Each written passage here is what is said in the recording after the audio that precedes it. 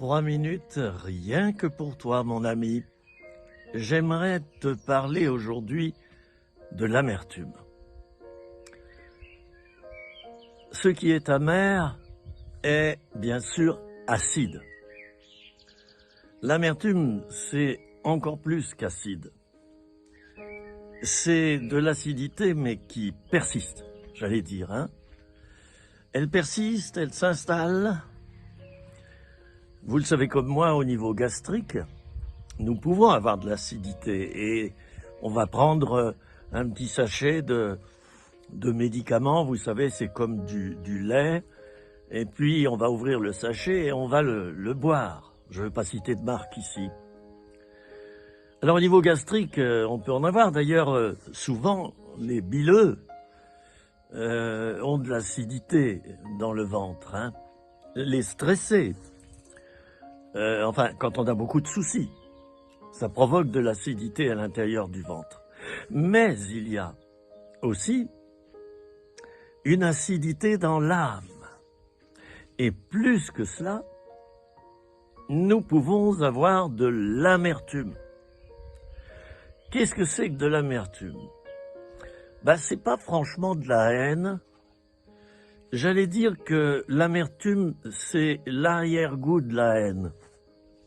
Vous voyez? D'ailleurs, on dit il m'a laissé vraiment comme ça, et j'ai comme de l'amertume dans l'âme.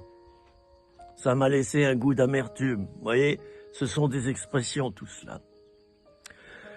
Alors, l'amertume, c'est en tout cas une valeur négative.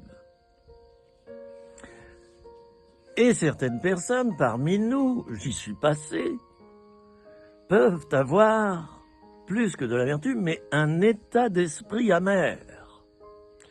Quand on a ça, on ne sourit plus, on est de mauvaise humeur, on supporte plus les autres, on vit dans le rejet, on s'isole.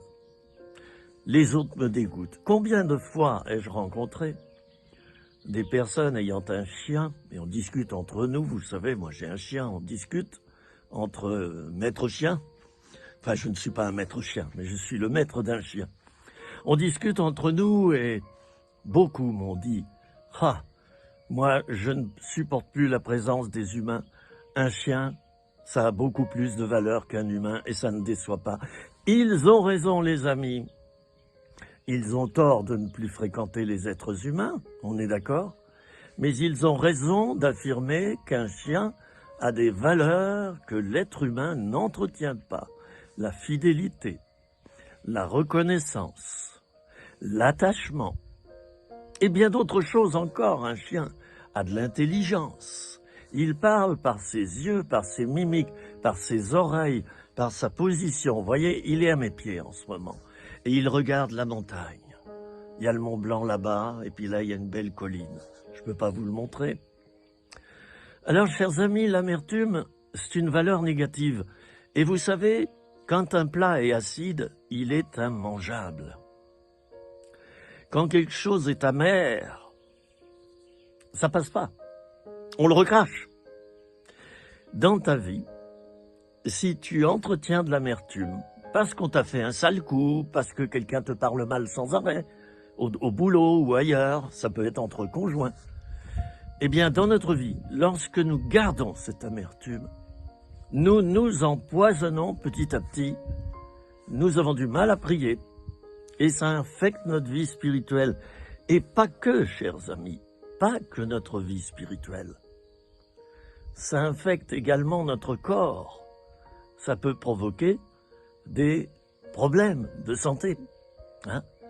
Ça nous touche au niveau psychosomatique. Jésus a pris notre amertume sur lui. Vous vous souvenez à la croix de Golgotha, un soldat a trempé de l'hysope, ce sont des branches, des brins d'hysope, c'est une plante. Il a trempé dans du vinaigre, il l'a tendu avec une perche pour que Jésus humecte ses lèvres avec. Ça a une vertu calmante, antidouleur.